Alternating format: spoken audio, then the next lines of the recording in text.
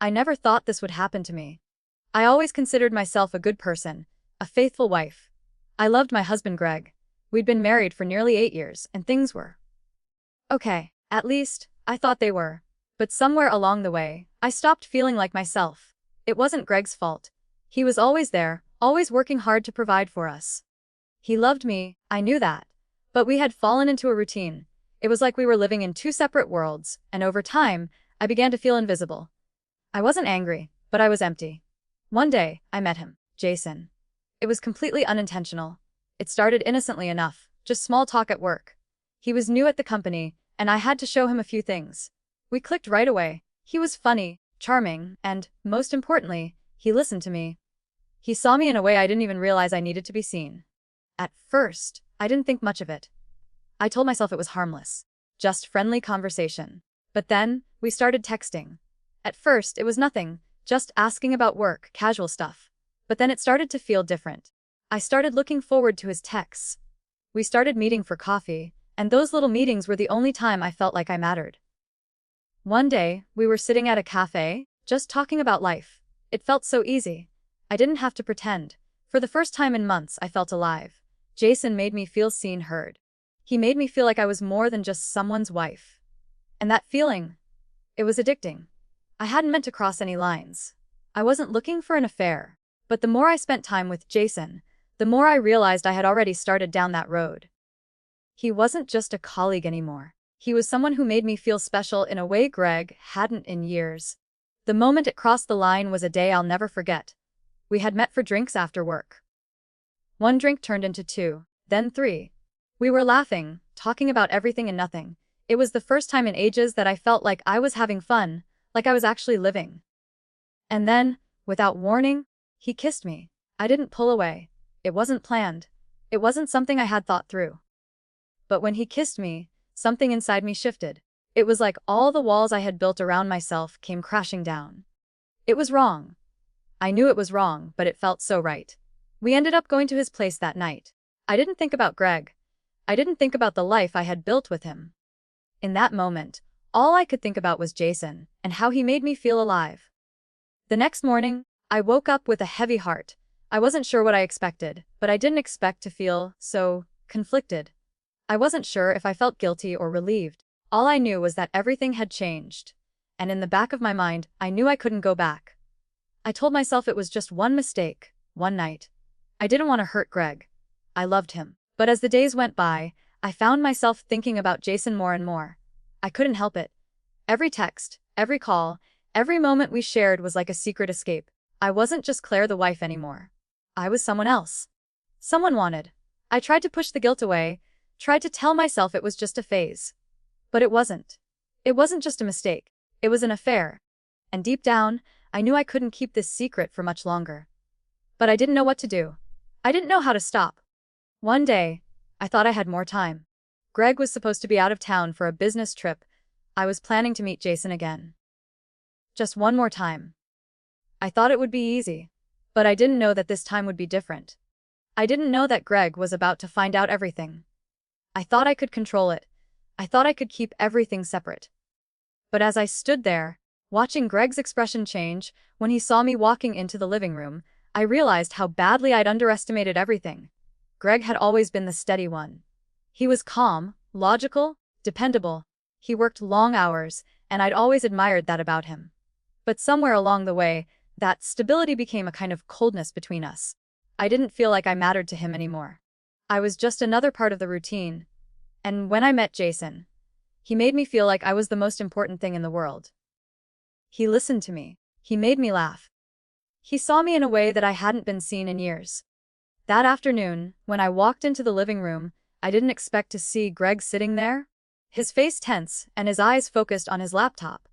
I'd just come back from meeting Jason, and my mind was still buzzing with excitement from our time together. I thought Greg was still away on his business trip. I thought I had time. But the moment I saw him sitting there, everything changed. "Greg," I said, trying to sound casual. But I could hear the nervousness in my voice. I immediately felt like I had done something wrong.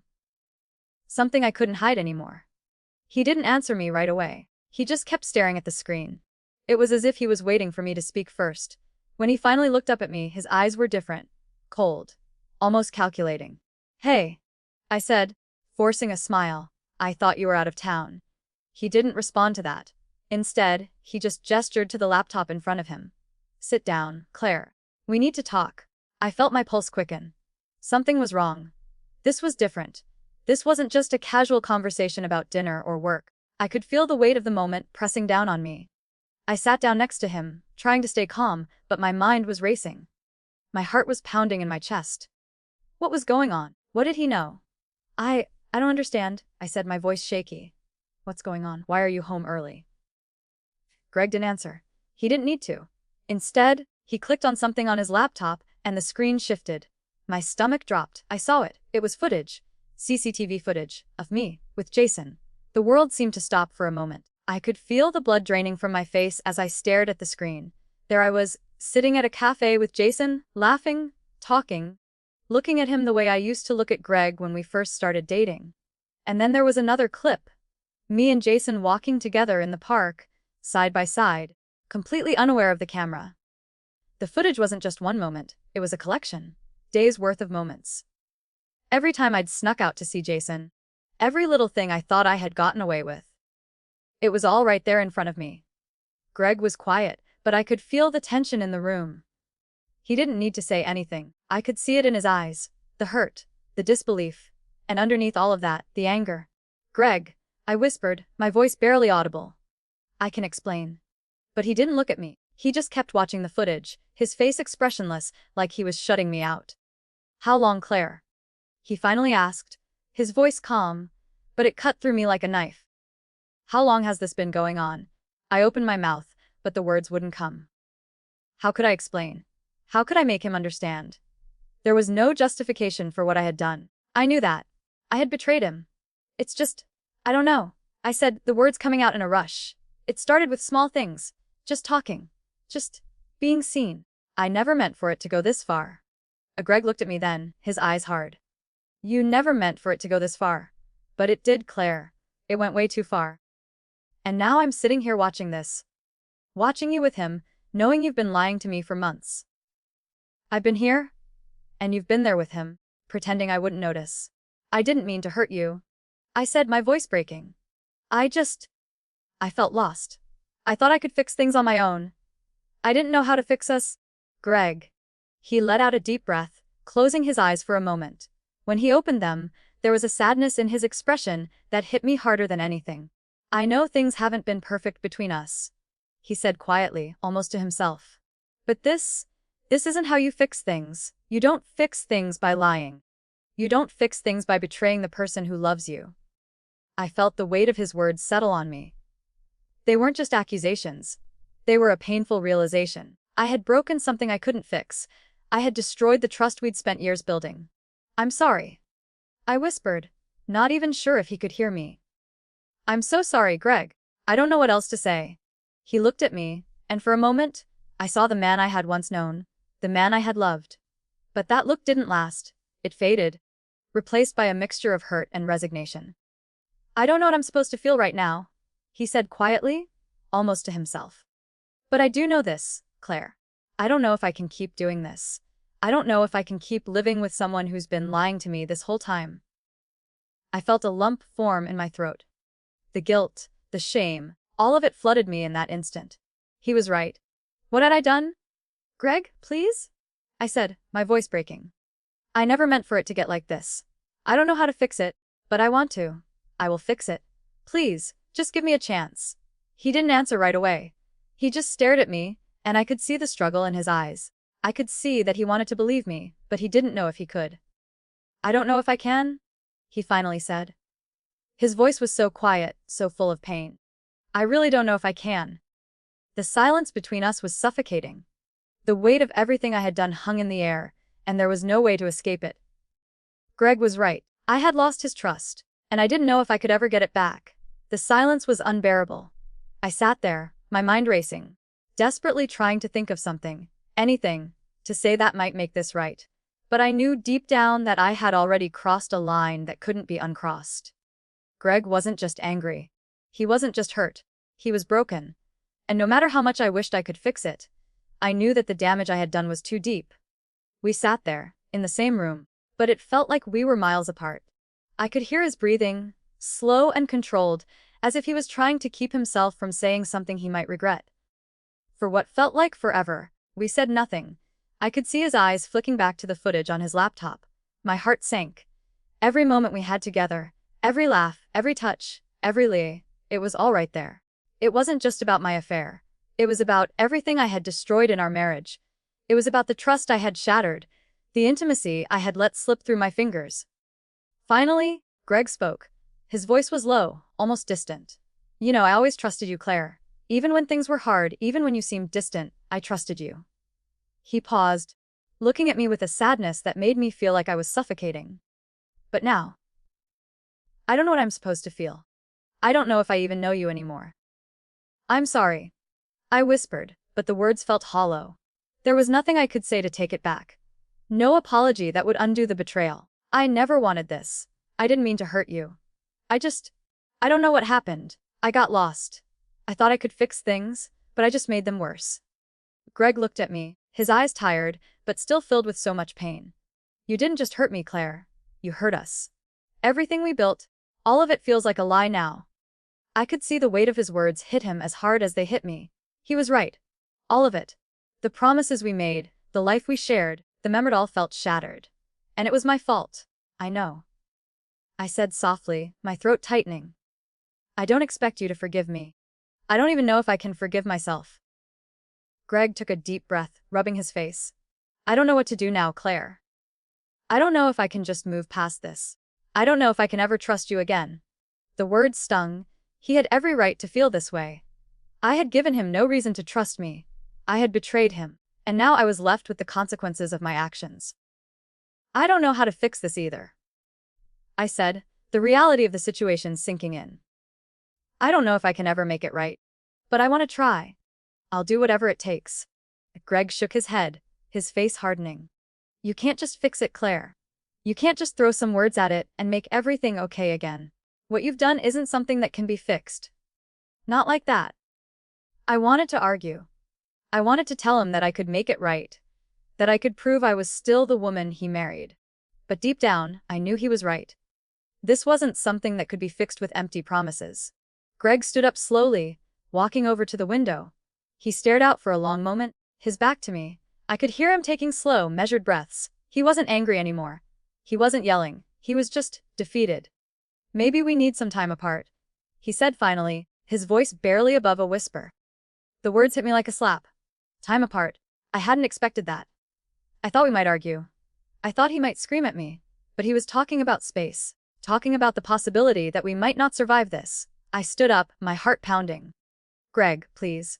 I don't want us to fall apart. I know I screwed up, but I still love you. I know you do, he interrupted, turning to face me.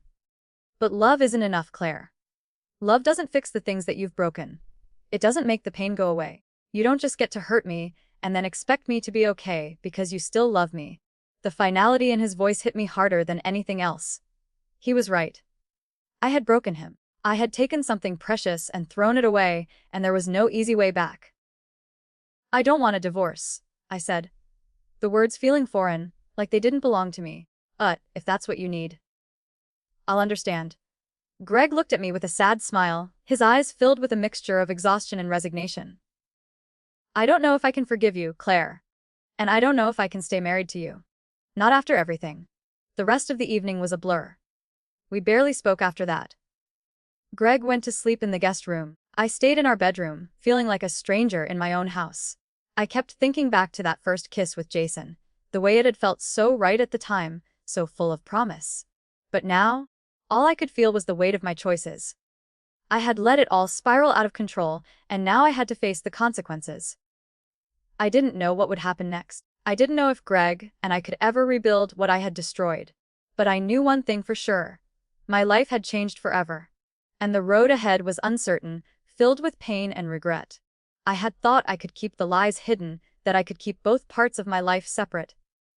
But in the end, the truth had come out, and nothing would ever be the same again. It's been a few weeks now, and things are still raw. I wish I could say that everything has settled, that the storm has passed, But the truth is, it's like we're both just drifting in the wreckage of something that used to be so certain. After Greg's words that night, about not knowing if he could stay married to me, about needing time apart, I didn't know what to do with myself. I thought I was ready for anything, but in reality, I wasn't prepared for this. I didn't expect him to shut down the way he did, but I didn't blame him. How could I, after what I did? The first few days after the confrontation, Greg didn't say much. He wasn't cold or distant in the way I feared, he was just absent. Like he was there, but not really. His eyes were vacant, like he was somewhere else entirely, and I was afraid that somewhere else was a future without me. We slept in separate rooms, though neither of us said the word separate. We were just apart. I kept telling myself it was temporary, that we'd find our way back to each other, but I didn't know how to fix something so broken. I started going through the motions, pretending everything was fine when I was out in the world. I went to work, I called my mom, I ran errands. I kept up appearances, because that's all I had left. But when I came home every night to an empty house, it hit me harder than I expected. It felt like I was living in a house I didn't recognize. And more importantly, a life I didn't deserve. A few days ago, Greg sat me down. He didn't yell, didn't accuse me of anything. He just spoke. It was quiet, and it was more than I could handle. I've been thinking, he began, his voice flat but heavy with thought. About what we've become. About what I've become. I didn't know what to say. All I could do was sit there and listen. I felt my chest tighten, knowing what was coming, but not wanting to hear it. I'm not the man I was when we got married, Claire, he continued. And I don't know if I can ever be that man again. I don't know if I can trust you again. I don't know if I can trust myself. I could feel the weight of his words sinking into me, pressing down on me like a stone. The silence between us felt endless. I don't want to throw everything away. But I can't pretend like nothing happened. And I can't go back to the way things were. Not right now, anyway. My throat tightened. I felt my tears threaten to break through, but I held them in. I wasn't sure if I had the right to cry anymore. Not after what I did. I know, I whispered. I understand. I don't know how to fix this either. I don't know if I can fix it. But I'm still here. And I'm willing to do whatever it takes. If you want time apart, if you want space, I'll give it to you. I just want a chance. Greg's face softened for a second, but it was brief. He didn't look at me with hatred, but with something I couldn't quite place. Disappointment, maybe, or maybe just the acceptance that we had both made mistakes. I don't know, Claire. I really don't know, he said, his voice low. I think I need to figure out who I am now, and I think you need to figure out who you are too.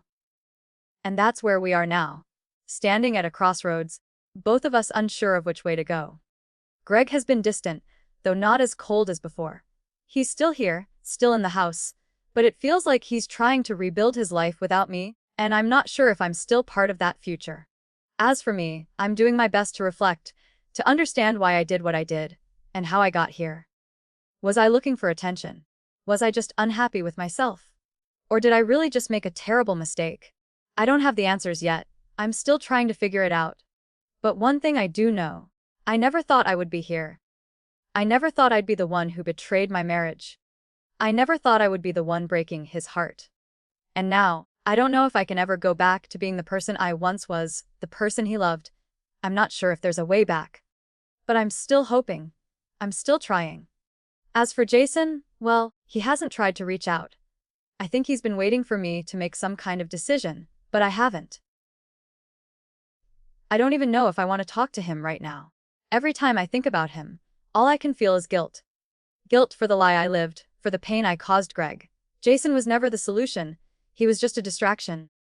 A temporary escape from the emptiness I felt. And now, I'm paying the price for that. I don't know what's next for me and Greg. I don't know if we'll be able to fix what I've broken. But I do know that I can't keep living in the past. I have to face the consequences of my actions and figure out who I am now, without the safety of the lie I built. And maybe, just maybe, Greg and I will find a way back to each other. But it will take time. A lot of time. And a lot of work. The road ahead is uncertain. But for the first time, I'm ready to walk it, whatever happens. The end.